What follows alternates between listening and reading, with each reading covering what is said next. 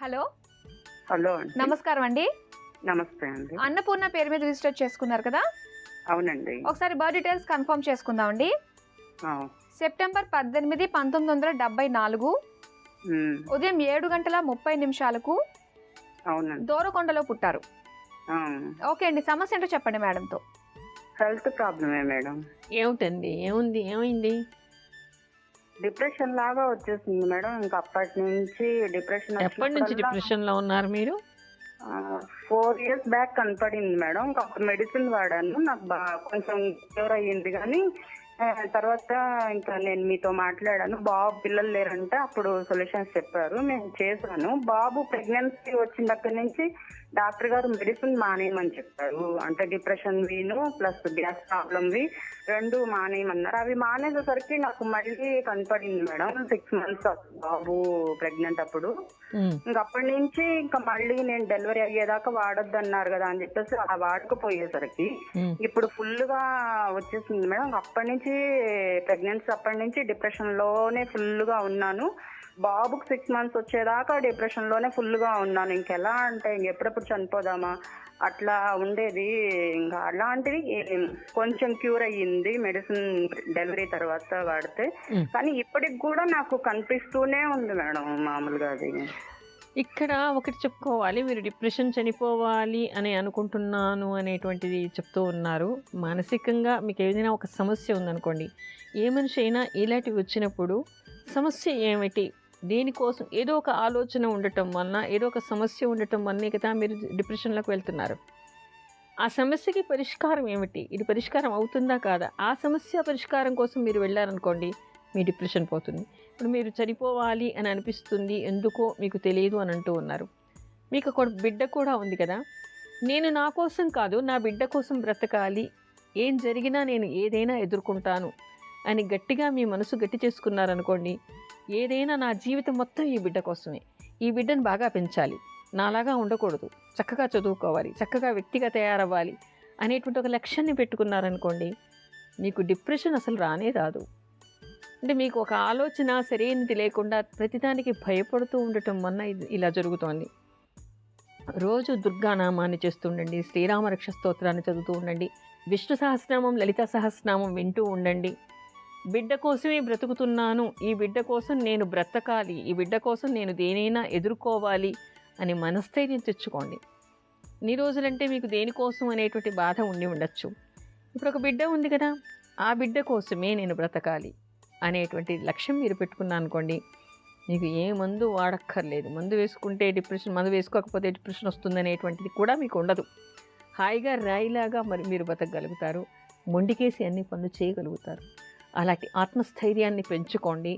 భగవంతుడున్నాడు, నాకేం కాదు, నేను దేన్నైనా సాధించగలను అని మనస్సును బాగా మీరు కుదుటపరుచుకోండి. ఈ బిడ్డే నా జీవిత లక్ష్యం అని మీరు అనుకోండి. మీకు ఇంక రేపటి నుంచి డిప్రెషన్ అమ్మ, ఇప్పుడు సతీష్ అనే కాలర్ లైన్ లో ఉన్నారు, వారితో మాట్లాడదాం. హలో. హలో. నమస్కారం అండి. నమస్కారం మేడం. సతీష్ పేరు మీద రిజిస్టర్ చేసుకున్నారు కదా? అవును మేడం. ఒకసారి బర్త్ డీటెయిల్స్ కన్ఫర్మ్ చేసుకుందాము. Okay madam. జనవరి 15, 1975 అవును మేడం. రాత్రి 10:20 నెల్లూరులో పుట్టారు. అవును మేడం. ఓకే అండి. సమస్య ఏంటో చెప్పండి మేడంతో. నమస్కారం మేడం. నమస్కారం, చెప్పండి. ఈయన వచ్చి మా సిస్టర్ వాళ్ళ హస్బెండ్ మేడం. ఆయన పెళ్లి అయినప్పుడు ఒక కంపెనీలో పనిచేస్తూ ఉన్నాడు మరి మార్కెటింగ్ లో. అది ఒక చాలా రోజులు పనిచేస్తాం, ఒక 3 ఇయర్స్ అంతవరకు. తర్వాత నుంచి ఆయన పనికే పోవడం లేదు మేడం. అంటే ఏదో ఒక రియల్ ఎస్టేట్ చేస్తాడు ఇప్పటికి. అది ఫ్రీక్వెంట్ గా డబ్బులు ఏం పెద్దగా రావడం లేదు. ఎప్పుడో వస్తుంది, మళ్ళా ఏం పెద్దగా రావడం లేదు. అందుకని ఎక్కువ రుణ బాధలు అయిపోయింది. 2 పిల్లలు ఉన్నారు మేడం వాళ్ళకి. వాళ్ళ లైఫ్ ఎట్లా ఉంటుంది? ఆయన పనికి పోరా పనికి పొమ్మంటే ఏదో ఒక రీజన్ చెప్తారు. కాకపోతే పనికి అయితే పోవడం లేదు మేడం. ఇట్లా బయట తిరిగేది అలాంటి పని చేస్తారు తప్ప ఆఫీస్ లో కూర్చోవడం, పని చేయడము అట్లా ఏం చేయడం లేదు మేడం. ఆయన లైఫ్ ఎట్లా ఉంటుంది? ఆయన పనికి పోరా, రియల్ ఎస్టేట్ చేయొచ్చా, లేదా ఏదైనా బిజినెస్ పెడితే బాగుంటుందా? కొంచెం చెప్పాలి మేడం. జాతకం ఎట్లా ఉంటుంది? ఇక్కడ ఈయనకి దశమ స్థానంలో శని, తర్వాత కుజుడు చతుర్థంలో ఉండి పరస్పర దృష్టి కలిగి ఉన్నారు. అంటే ఆయన పని చేయటానికి కొన్ని ఆటంకాలు కనిపిస్తున్నాయి.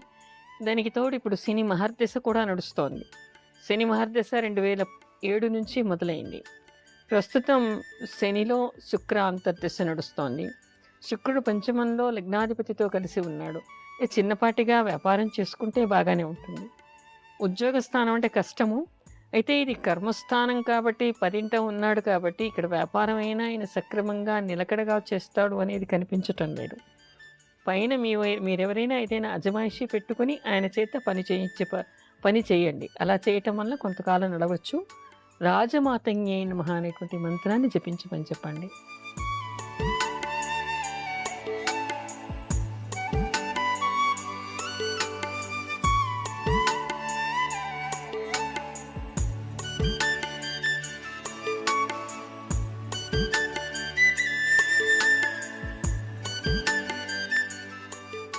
ఓకే. మరి విన్నారు కదండి. మరి మేడం చెప్పిన విధంగానే చేయమని చెప్పండి. అలాగే మంత్రాన్ని మాత్రం రెగ్యులర్‌గా పఠిస్తూ ఉండమని చెప్పండి. ఉద్యోగం వస్తుంది. ఆల్ ది బెస్ట్ అండి.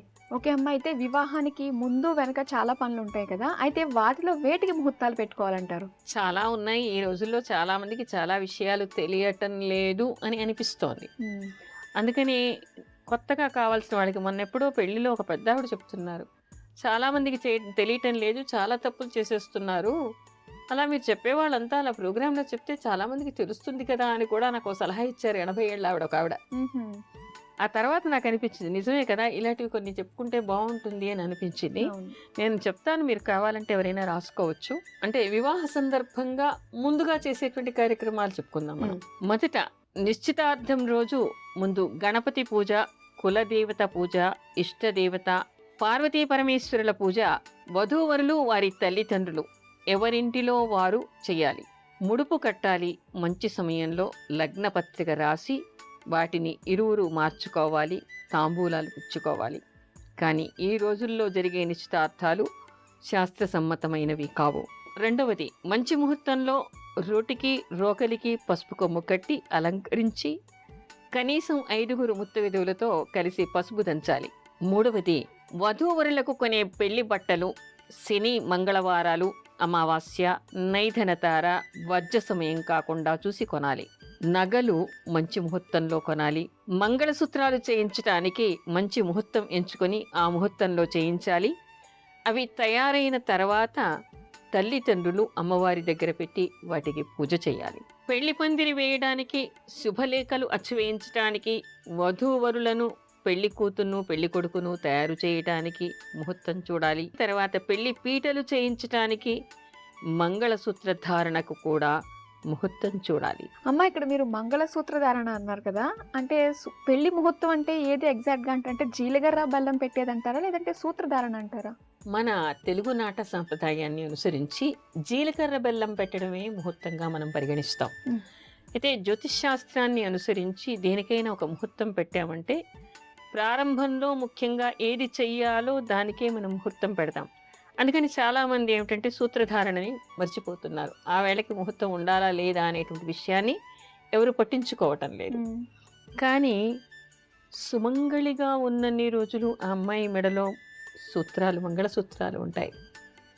ఆ తర్వాత ఆ అబ్బాయి మంత్రం చదువుతూ కూడా ఈ మంత్రాన్నే చదువుతూ ఉంటాడు. నీ మెడలో కడుతున్నాను, నువ్వు చిరంజీవిగా ఉండాలి, నువ్వు ఉన్నంతకాలం కూడా నాకు రక్షణ అనేటువంటి మంత్రాన్ని చదువుతాడు. మాంగళ్యం తంతునానేన మమ జీవన హేతున కంఠే బద్నామి శుభహే సంజీవ శరతశతాం అంటాడు. అంటే ఇది నీ మెడలో నేను కడుతున్నాను, నువ్వు చిరంజీవిగా 100 సంవత్సరాలు ఉండాలి. అంటే నువ్వు సౌభాగ్యవతిగా 100 సంవత్సరాలు ఉండాలంటే నేను కూడా 100 సంవత్సరాలు ఉంటాననే కదా అర్థం. అంటే ఇది నా జీవితానికి ఒక హేతువులాగా నీకు నీ మెడలో కడుతున్నాను అనేటువంటి అర్థం వస్తుంది. అంటే ఏమిటి? ఆ మాంగళ్య ధారణ ఏ విధంగా ఉండాలి? అంత ముఖ్యమైనటువంటి మంగళ్య ధారణకి ముహూర్తం అక్కరలేదా? సాధారణంగా ఎవరు దీనికి ముహూర్తం చూడడం లేదు. ఎందుకు ప్రత్యేకంగా చెప్తున్నానంటే దీనికి ప్రత్యేకమైనటువంటి ముహూర్తాన్ని ఎంచుకోవాల్సినటువంటి అవసరం లేకపోయినప్పటికీ చాలాసార్లు ఏమవుతుంది, జీలకర్ర బెల్లానికి ముహూర్తం పెట్టిన తర్వాత ఒక అరగంటకు, ఒక్కోసారి 15 నిమిషాలకి, ఒకసారి 40 నిమిషాలకి వజ్రం వచ్చేస్తూ ఉంటుంది. ఆ ముహూర్త లగ్నం కూడా మారిపోతూ ఉంటుంది. ఇక్కడ జీలకర్ర బెల్లం పెట్టగానే ఏం చేస్తారు అందరూ? ఫోటోలు, వీడియోలు, బహుమతులు, విఐపీలు. ఆ తర్వాత అమ్మాయి వెళ్ళి మధుపర్కం సింగారించుకొని 1 గంట తర్వాత వస్తుంది, ఫ్రెండ్స్. ఇవన్నీ అయ్యేసరికి కాస్త లగ్నం మారిపోతుంది. వజ్రమైనా వస్తుంది, దుర్ముహూర్తమైనా ఉంటుంది, యమగండ కాలమైనా ఉంటుంది, లేదా ఆ మంగళసూత్ర ధారణ చేసేటువంటి లగ్నంలో కానీ, సప్తమంలో కానీ, అష్టమంలో కానీ కుజశనులు కానీ, పాపగ్రహాలు కానీ ఉంటూ ఉంటాయి.